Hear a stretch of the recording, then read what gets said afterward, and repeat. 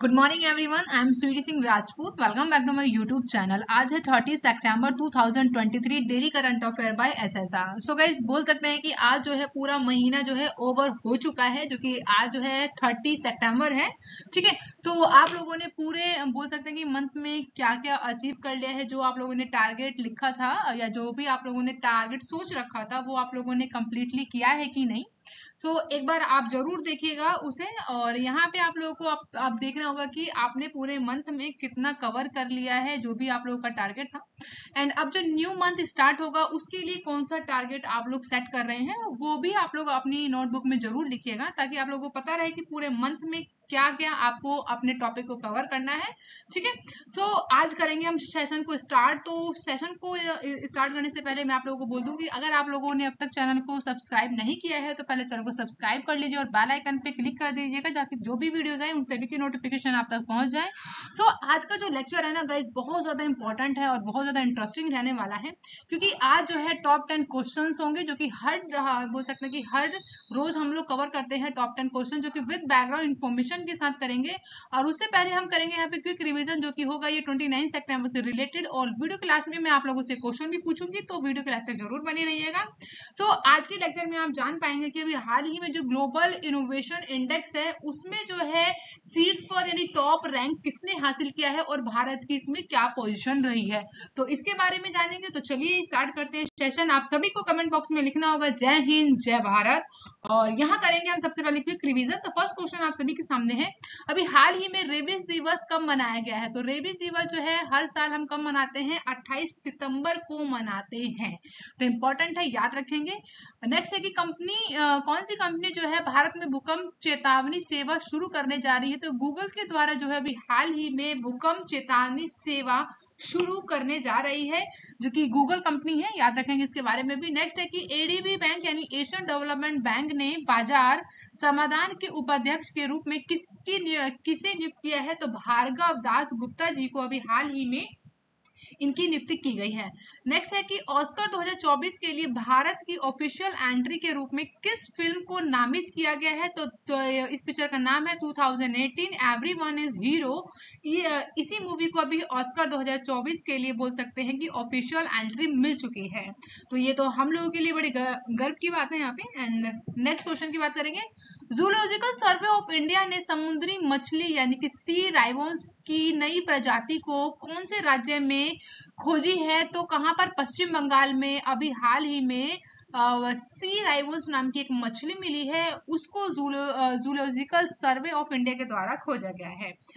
Next है कि मेघालय और किस राज्य के बीच जो है सीमा विवाद सितंबर जो 2023 में फिर से हिंसक को बोल सकते हैं कि वहां पर सीमा विवाद के कारण जो है हिंसा बढ़ गया, तो वो असम है। तो असम और मेघालय के बीच में जो है 50 साल का ये पुराना विवाद है, जो कि अभी हाल में ही सितंबर 2023 में फिर से ये हिंसक यहाँ पर बढ़ गई है।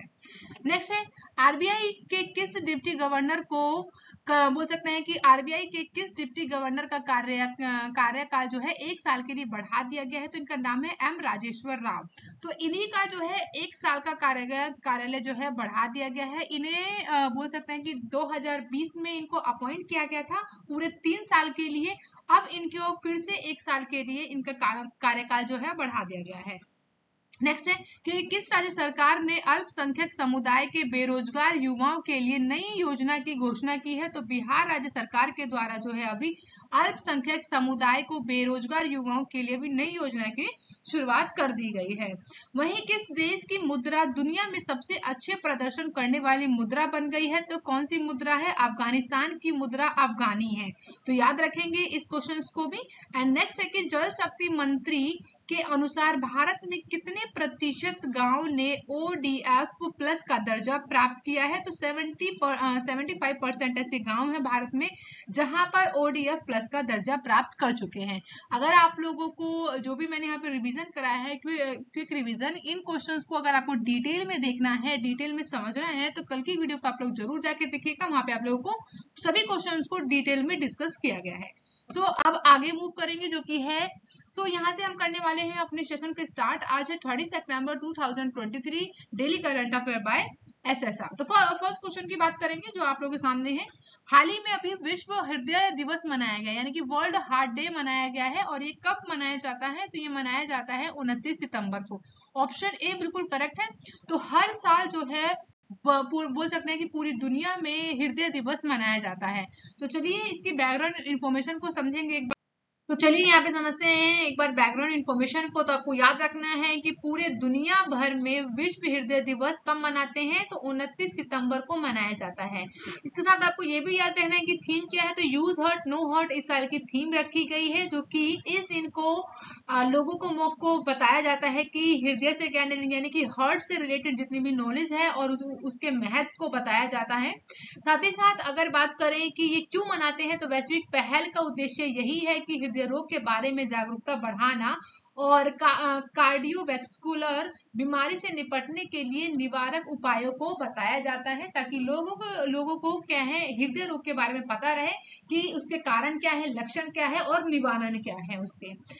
साथ ही बात करेंगे यहाँ पे कि विश्व हृदय दिवस को जो है आधिकारिक तौर पर 1999 में स्थापित कर दिया गया था। वहीं आधिकारिक उत्सव के रूप में पहली बार कब मनाया गया था? तो 24 सितंबर 2000 को इसके मनाया गया था। यानी विश्व हृदय दिवस जो पहली बार सेलिब्रेट किया गया था सभी लोगों के साथ पूरी दुनिया में, तो 24 सितंबर 2000 को। वहीं इस बोल सकते हैं कि नेक्स्ट है कि वर्ल्ड हार्ट फेडरेशन को स्थापित कब किया गया था? तो 2000 में इसको स्टैब्लिश कर दिया गया था। और इसका हेडक्वार्टर की बात करें तो जेनेवा स्विट्जरलैंड में है। और इसके अध्यक्ष की बात करें तो कौन है? फोस्टो पिंटो। तो इनका भी नाम याद रखेंगे। सो यहाँ हमने बात किया है विश्व हृदय दिवस से रिलेटेड जितने भी इंपॉर्टेंट पॉइंट्स हो सकते थे उनको हमने यहाँ पे डिस्कस कर लिया है। मूव करेंगे नेक्स्ट क्वेश्चन। हाल ही में जारी अभी यूएनएफपीए की रिपोर्ट के अनुसार किस देश में 2050 तक बुजुर्गों की आबादी 20% हो जाएगी? तो ये और कोई देश नहीं है, ये हमारा ही देश है, यानी भारत। ऑप्शन है बिल्कुल करेक्ट है यहाँ पे। तो अभी यूएनएफपीए की रिपोर्ट आई है जिसमें बताया गया है कि भारत में 2025 तक बुजुर्गों की आबादी जो है पूरे 20% हो जाएगी। तो चलिए एक बार यहाँ पे बैकग्राउंड इंफॉर्मेशन को समझा जाए। तो हाल ही में अभी जो है संयुक्त राष्ट्रीय जनसंख्या कोष यानी यूएनएफपीए के द्वारा, यानी international institute for population science के द्वारा अभी बताया गया है कि भारत में जो तेजी से बढ़ती बुजुर्गों की आबादी पर इन्होंने प्रकाश डाला है और बताया है कि 2050 तक जो है भारत में जो बुजुर्गों की आबादी है वो 20% तक की हो जाएगी। तो यहाँ पे याद रखेंगे इसके बारे में। नेक्स्ट है, अब जान लिया जाएगी संयुक्त राष्ट्रीय जनसंख्या कोष के बारे में। तो यह एक संयुक्त राष्ट्रीय महासभा का एक सहायक अंग है जो कि यौन और प्रजनन स्वास्थ्य एजेंसी के रूप में काम करता है। साथ ही साथ ये संयुक्त राष्ट्रीय आर्थिक और सामाजिक परिषद इसके अधिकादेश को निर्धारित करता है। अगर इसकी स्थापना की बात करें तो 1967 में इसको बोल सकते हैं कि स्थापित किया गया था। और एक ये ट्रस्ट फंड के रूप में किया गया था। वर्ष 1969 में इसका संचालन भी शुरू कर दिया गया। साथ ही वर्ष 1987 में इसे आधिकारिक तौर पर संयुक्त राष्ट्रीय जनसंख्या कोष का नाम दिया गया। लेकिन जनसंख्या गतिविधियों के लिए संयुक्त राष्ट्रीय कोष के मूल संक्षिप्त नाम को यूएनएफपीए को बरकरार रख दिया गया। तो याद रखेंगे इसके बारे में कि कब इसको स्टैब्लिश किया गया था और ये किसके अधिकादेश पे वर्क करता है, ये भी याद रखेंगे। तो संयुक्त राष्ट्रीय आर्थिक और सामाजिक परिषद के। नेक्स्ट है, हाल ही में भी किस राज्य को दूसरा बाघ अभयारण्य कैमूर जिले में मिला है? यानी मिलेगा तो याद रखेंगे इसके बारे में, बिहार को मिलने जा रहा है। ऑप्शन है बिल्कुल करेक्ट है यहाँ पे। तो बिहार में अभी हाल ही में दूसरा बाघ अभयारण्य कैमूर जो है वो अब बनने जा रहा है, उसकी पूरी तैयारी हो चुकी है। तो चलिए यहाँ पे एक बार बैकग्राउंड इन्फॉर्मेशन को समझेंगे। तो बाघ बिहार में जो है वन्य जीव संरक्षण के लिए एक महत्वपूर्ण विकास किया गया है, जिसमें कैमूर जिले के भीतर अपना दूसरा टाइगर रिजर्व को स्थापित करने की पूरी तैयारी कर ली गई है। जिसमें कैमूर जिले में बनने वाला टाइगर रिजर्व बिहार के पश्चिम चंपारण जिले में स्थित मौजूदा वाल्मीकि टाइगर रिजर्व का पूरक होगा। साथ ही साथ बिहार का पहला बाघ अभयारण्य याद रखेंगे पश्चिम चंपारण जिले में वाल्मीकि टाइगर रिजर्व है, जिसको अगर इसकी स्थापना की बात करें तो इसको स्थापित किया गया था 1978 में। वहीं अभी जो एनटीसीए की रिपोर्ट आई है उसमें बताया गया है कि वाल्मीकि टाइगर रिजर्व में बाघों की आबादी वर्तमान समय में कितनी है, तो 54 है, जबकि 2018 में यहाँ पर बाघों की आबादी कितनी थी, 31 थी। वाल्मीकि टाइगर रिजर्व जो है बिहार का एकमात्र टाइगर रिजर्व है, लेकिन अब कैमूर जिले में जो दूसरा टाइगर रिजर्व बन रहा है, तो इससे याद रखेंगे कि दूसरा कौन है, बिहार का कैमूर जिले में स्थापित किया जा रहा है। नेक्स्ट है कि वाल्मीकि टाइगर रिजर्व में जंगलों में पाए जाने वाले जंगली स्तनधारी बाघ है। वही नेक्स्ट है स्लेट भालू भी पाए जाते हैं, तेंदुआ जंगली कुत्ता है, यहाँ पे बाइसन भी है, जंगली सुअर है, हिरण और मृग की कई प्रजातियां हैं, जैसे भोगने वाले हिरण भी है यहाँ पर। वही चितदार हिरण है और हॉग हिरण, सांभर और नीली बैल आदि पाए जाते हैं, कहाँ पर, वाल्मीकि टाइगर रिजर्व में। वही वाल्मीकि अभयारण्य जंगल को लगभग 800 वर्ग किलोमीटर में यानी 310 वर्ग मील को कवर करता है, जो कि भारत का ये 18वां टाइगर रिजर्व है, वाल्मीकि अभयारण्य। यहाँ बाघों की संख्या के घनत्व के मामले में बात करें तो ये चौथे स्थान पर आता है, वाल्मीकि अभयारण्य। वही वाल्मीकि जो है वाल्मीकि की बात करें तो वाल्मीकि नगर जो है नेपाल की सीमा से सटे पश्चिम चंपारण जिले बिहार के उत्तरी हिस्से में बेतिया के करीब 800 किलोमीटर 62 मील के दूरी पर स्थित है। तो इन सभी फैक्ट को याद रखना है आपको, ये वनडे एग्जाम में आप लोगों से पूछ सकते हैं। नेक्स्ट क्वेश्चन है, अभी हाल ही में कौन इंडो अमेरिका 2023 के व्हाइट हाउस फेलो में शामिल हुई हैं? तो ये इंपॉर्टेंट क्वेश्चन हो जाता है क्योंकि ये इंटरनेशनल न्यूज में है। तो अभी इंडो अमेरिकन 2023 के लिए व्हाइट हाउस में फेलो ऑफ 2023 के रूप में किसे अपॉइंट किया गया है या फिर किन्हें इंक्लूड कर लिया है? तो इनका नाम है कमल मेघराजनी। तो ऑप्शन बी का बिल्कुल सही है, तो इनका नाम है कमल। तो इनका नाम याद रखेंगे, इन्हीं को ही अभी इंडो अमेरिकन 2023 के व्हाइट हाउस फेलो में शामिल किया गया है। नेक्स्ट क्वेश्चन फिफ्थ है, हाल ही में अभी एम.एस. स्वामीनाथन का निधन हुआ है, वह कौन थे? तो याद रखेंगे इनके बारे में, ये एक वैज्ञानिक थे जिनका अभी हाल ही में निधन हो गया है चेन्नई में। तो एम.एस. स्वामीनाथन जिनका भी हाल ही में निधन हुआ है, ये एक वैज्ञानिक, भारत के प्रख्यात और कृषि वैज्ञानिक एम.एस.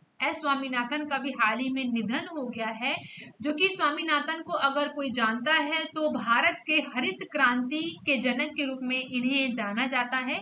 उनका जन्म जो है 7 अगस्त 1925 को हुआ था। इनका पूरा नाम की बात करूं तो मनकंबू संबा शिवन स्वामीनाथन है। तो इनका पूरा नाम भी याद रखेंगे, एम.एस. स्वामीनाथन का पूरा नाम याद रखेंगे। साथ ही कृषि के क्षेत्र में विशेष योगदान के लिए भारत सरकार के द्वारा सन 1972 में इन्हें पद्म भूषण से भी सम्मानित किया गया था। साथ ही नेक्स्ट क्वेश्चन है सिक्स, यहाँ पे हाल ही में अभी media research use council India के अध्यक्ष कौन बने हैं? तो इनका नाम याद रखेंगे आप, शैलेश गुप्ता। तो ऑप्शन सी बिल्कुल करेक्ट है, यहाँ पे जिनकी इमेज आप देख रहे हैं इनका नाम है शैलेश गुप्ता। इन्हीं को ही अभी media research user council India के अध्यक्ष। नेक्स्ट क्वेश्चन 7, तो चलिए डिस्कस करते हैं। अभी हाल ही में किस देश ने नूर 3 उपग्रह को कक्षा में प्रक्षेपित किया है? तो किसके द्वारा किया गया है? ईरान के द्वारा। ऑप्शन सी बिल्कुल करेक्ट है। तो ईरान ने अभी जो है अपना सैटेलाइट जो है इसको लॉन्च कर दिया है, जिसका नाम है नूर 3। तो चलिए यहाँ पे समझते हैं एक बार बैकग्राउंड इंफॉर्मेशन को अगेन। तो ईरान ने जो है अभी नूर 3 का अमेजिंग उपग्रह को सफलतापूर्वक लॉन्च कर लिया है, जो कि पृथ्वी की सतह से ये 450 किलोमीटर की कक्षा में से स्थापित कर दिया गया है सफलतापूर्वक। और बात करें नूर 3 को कासेड यानी जिसका अर्थ होता है दूत लॉन्चर का उपयोग करके ही इसे अंतरिक्ष में लॉन्च किया गया है। ईरान ने जो है अभी नूर 3 को 27 सितंबर 2023 को ही अभी अंतरिक्ष में सफलतापूर्वक इसे लॉन्च किया है।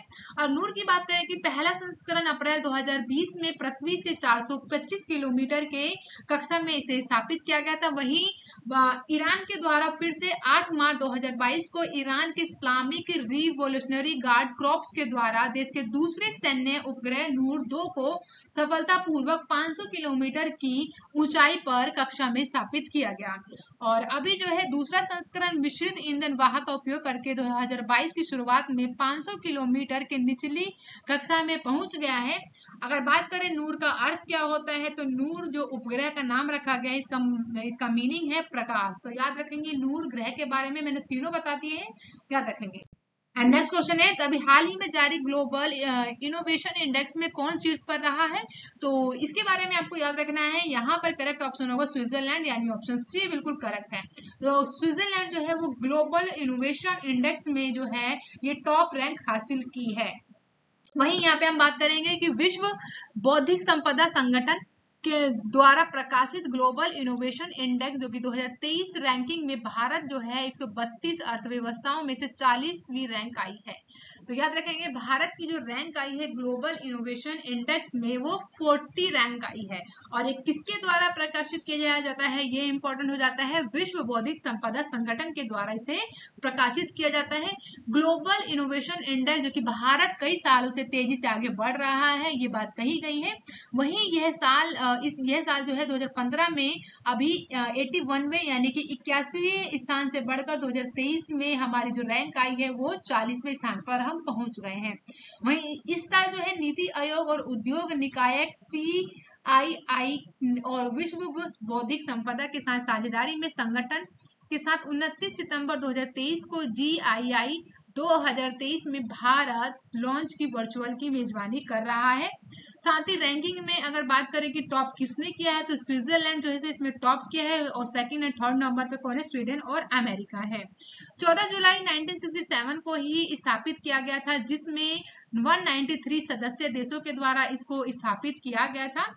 और इसके मुख्यालय की बात करें तो जनेवा में है, यानी कि स्विट्जरलैंड में है। और इसका मकसद जो है इसका जो बोल सकते हैं कि मेन मोटिव क्या है, तो एक संतुलित और प्रभावी अंतरराष्ट्रीय आईपी प्रणाली के विकास का नेतृत्व करना ही इसका मोटिव है।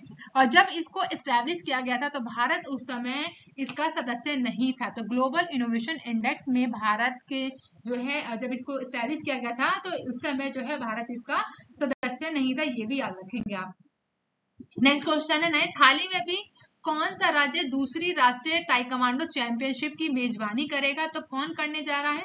तो उत्तर प्रदेश करने जा रहा है। तो ऑप्शन डी बिल्कुल करेक्ट है। तो याद रखेंगे उत्तर प्रदेश जो है अभी दूसरी यानी सेकंड नेशनल ताइक्वांडो चैंपियनशिप की मेजबानी कर रहा है। नेक्स्ट क्वेश्चन है 10, हाल ही में भी टाइम्स हायर एजुकेशन द्वारा जारी वर्ल्ड यूनिवर्सिटी रैंकिंग 2024 में कौन शीर्ष पर रहा है? तो याद रखेंगे अभी यहाँ पर ऑक्सफोर्ड यूनिवर्सिटी जो है इसमें टॉप रैंक हासिल की है, यानी फर्स्ट नंबर पे जो है हायर एजुकेशन के द्वारा जो ये जारी किया जाता है यूनिवर्सिटी रैंकिंग, इसमें ऑक्सफोर्ड यूनिवर्सिटी ने टॉप रैंक को हासिल किया है। तो चलिए एक बार इसकी बैकग्राउंड इन्फॉर्मेशन को समझाऊं मैं आपको।